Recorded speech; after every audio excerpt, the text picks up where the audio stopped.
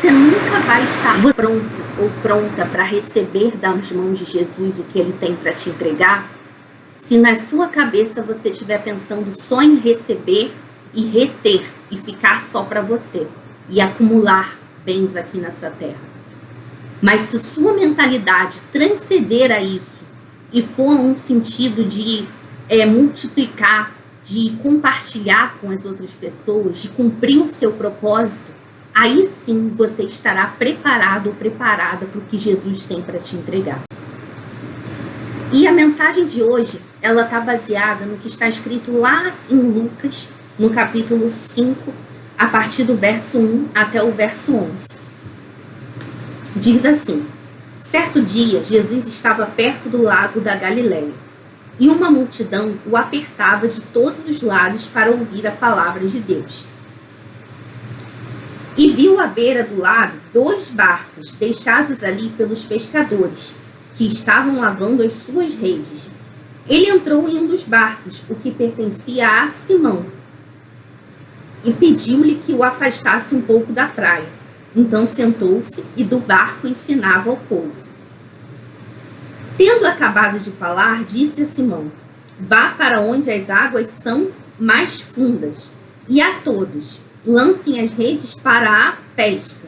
E Simão respondeu: mestre, esforçamos a noite inteira e não pegamos nada. Mas porque és tu quem está dizendo isto, vou lançar as redes. Quando fizeram, pegaram tal quantidade de peixes que as redes começaram a se rasgar. Então ele começou a fazer sinais aos seus companheiros no outro barco para que viessem ajudá-los. E eles vieram e encheram ambos os barcos, ao ponto de começarem a afundar. Quando Simão Pedro viu isso, prostrou-se aos pés de Jesus e disse: afaste-te de mim, pois sou um homem pecador. Pois ele e todos seus companheiros estavam perplexos com a pesca que haviam feito, como também Tiago e João, os filhos de Zebedeu, sócios de Simão.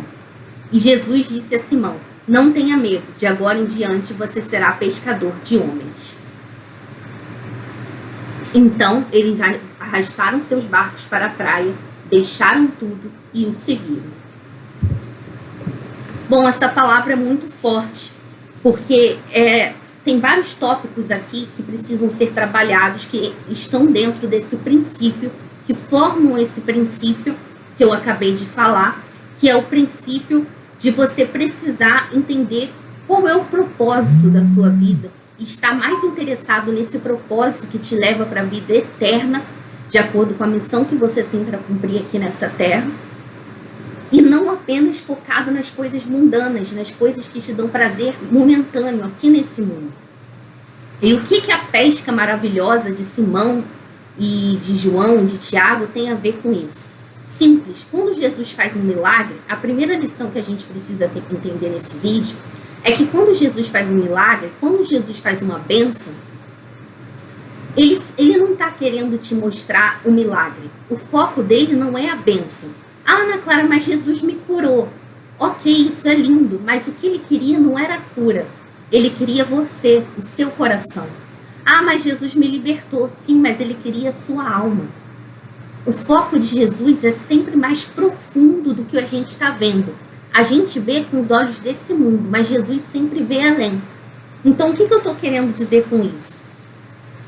Quando Jesus estava perto do lago da Galileia, alguns manuscritos também dizem lago de Genezaré, uma multidão estava apertando ele de todos os lados enquanto ele tentava espalhar a palavra. E tinham 2 barcos. Ele escolheu o de Simão e pediu, já chegou dando ordem para Simão afastar mais o barco. Nisso que Simão afasta o barco para ele falar com a multidão melhor, aqueles barcos estavam abandonados. Simão tinha abandonado aqueles barcos juntos com seus companheiros e tinha deixado lá. Qual o sentido de um pescador, no seu horário de trabalho, que eles tinham uma sociedade ali de pesca, deixar o barco abandonado? Eles estavam frustrados. Eles deixaram os barcos abandonados porque eles estavam frustrados. Depois de uma madrugada inteira sem pescar, tentando pescar incessantemente e não conseguindo, eles estavam frustrados. E então eles abandonaram os barcos E Jesus vai lá e escolhe o barco que eles abandonaram. Então, olha só a lição já começando aí. Às vezes aquilo que você está deixando para trás é o que o mestre vai pegar e usar para ti no seu chamado. Às vezes uma habilidade sua, uma coisa sua que você está deixando para trás por algum trauma, por alguma coisa que você está deixando cair no esquecimento, é o que Deus vai te chamar para encarar isso, para poder seguir em frente, para poder despertar para o novo que Ele tem para a sua vida. Então, Simão, antes de dar um passo à frente com Jesus, ele teve que olhar para o que ele tinha deixado para trás. E nisso que ele olha para o que ele tinha deixado para trás e ele vai lá e sobe no barco de novo, deixa Jesus entrar no barco, Jesus dá uma ordem a ele: vá para onde as águas são mais fundas. E aí ele vai, sem entender nada, mas vai. E depois ele diz a todos: lancem as redes para a pesca. E Simão diz: olha, a gente se esforçou a noite inteira e não pegamos nada. Por isso que eles tinham abandonado o barco. Mas por que você está dizendo isso? Eu vou lançar as redes. Então Simão recebeu a palavra e jogou a responsabilidade do resultado nas mãos de Jesus. E é isso que a gente não faz muitas vezes. A gente pega a palavra, mas a gente questiona. Ah, essa ideia é errada, isso é minha, você me chamou para cantar, você me chamou para pregar, você me chamou para viver um propósito, mas e se a minha eloquência não for boa? E se eu não for bom o suficiente? O melhor, você disse que ia restaurar a minha vida, você disse que ia me libertar e eu não consigo sair desse pecado, eu não consigo sair desse vício. E se eu não conseguir nunca? E a gente começa a se questionar se a gente é bom o suficiente para aquilo que Deus nos chamou, mas a gente não é e nunca vai ser. E as circunstâncias nunca vão combinar com a promessa. Porque é justamente essa a ideia, não nos confundir, não é isso, Deus não é Deus de confusão. Mas a ideia é justamente o extraordinário de Deus acontecer através de nós. E para isso, Ele escolheu os loucos para confundir os sábios. Não se sinta pequeno, você é um escolhido. E independentemente do seu tamanho, é interessante que você diminua para que Ele cresça, pois o nome dele é o que importa. E quando eles pegaram tal quantidade de peixes que as redes começaram a rasgar-se. A estrutura começou a ser abalada. Então, às vezes, você está vivendo um milagre, mas a estrutura que você pensou que você tinha, que era suficiente, até era suficiente, mas era suficiente para o estilo de vida que você costumava ter. Então, quando começa a vir o transbordar de Jesus, você se sente abalado, você se sente abalada. Ah, eu não sei porquê, eu orava todos os dias 5 minutos, e agora que eu estou orando mais, parece que a minha vida está acontecendo coisas piores na minha vida. Não é que está acontecendo coisas piores, não é que a sua vida está piorando, é que a sua estrutura, a sua rede está começando a rasgar. A sua estrutura não está mais suportando, porque simplesmente você estava acostumada com uma coisa e agora você está inserindo mais. O Espírito Santo está fazendo uma imersão em você, então é normal que a sua estrutura humana e carnal se abale, porque você veio do pó. Aleluia! Deus é poderoso, Deus é superior, Deus é soberano. Mas nós somos falhos e pecadores. Então é normal que a nossa estrutura se abale, é normal que as redes rasguem. Mas o que eu acho lindo nessa passagem é que quando a rede começa a rasgar e parece que o barco não vai aguentar tanto peixe, eles fazem sinais aos seus companheiros para que viessem ajudá-los. E ambos os barcos são cheios. De Simão, que foi o escolhido, e dos companheiros. Se o teu barco não está suportando, é porque você vai ter que acionar outros barcos. E outras pessoas vão ser abençoadas com a bênção que é sua. Porque se não for, presta bem atenção no que eu vou dizer, se não for para você ser um canal de bênçãos, então você deve ter se confundido, não foi Deus que te chamou. Porque Deus nunca vai te chamar para algo, preste atenção, Deus nunca vai te chamar para algo que vai parar em você. Deus não pensa pequeno como nós. Deus não é limitado. Ele sempre vai te chamar para algo que vai além de você. Quando Ele chama você, Ele já está pensando nas vidas que você vai transformar. Ana Clara, mas eu tenho sonhos simples. A palavra de Deus para mim é que eu vou ser mãe. E por acaso mãe não transforma vidas? E por acaso mãe não gera? Tem coisa mais linda do que gerar e criar um filho? O que eu estou querendo dizer é que seja através do que for, na simplicidade, no que é simplicidade para o mundo, no que é valorizado no mundo ou o que não é.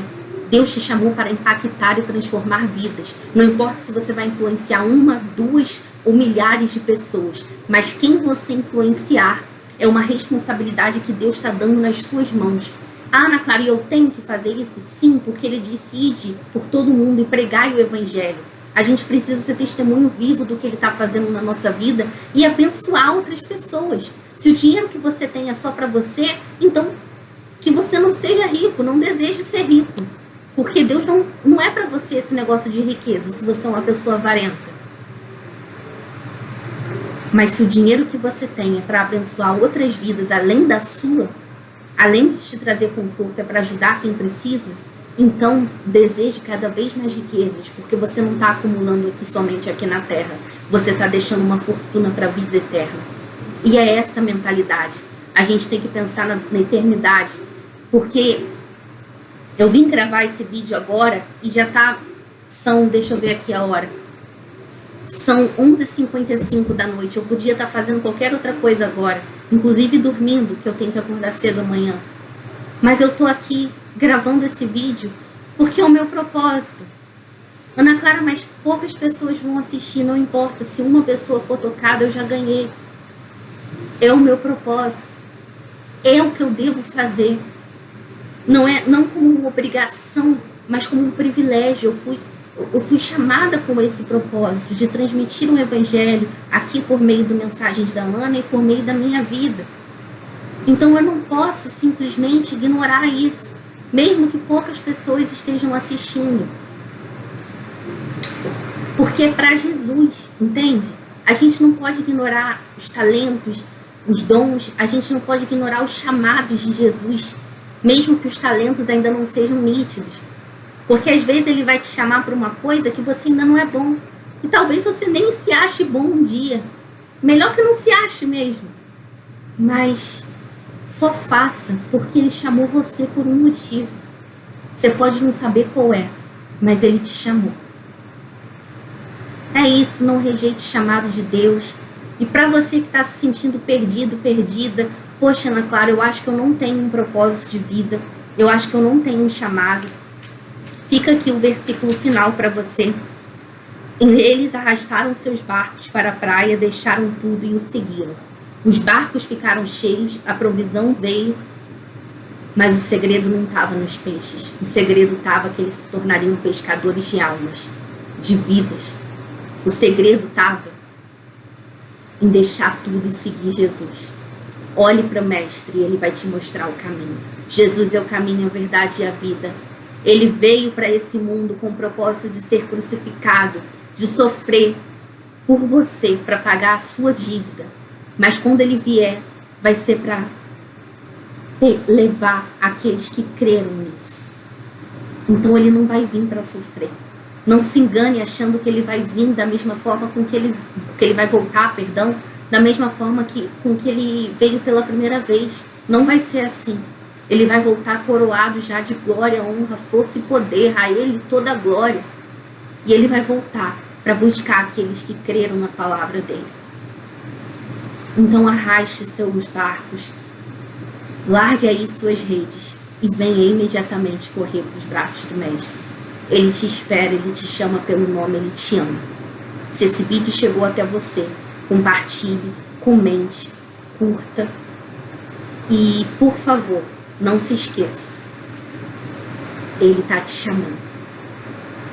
Beijos, fica com Jesus e tchau, tchau.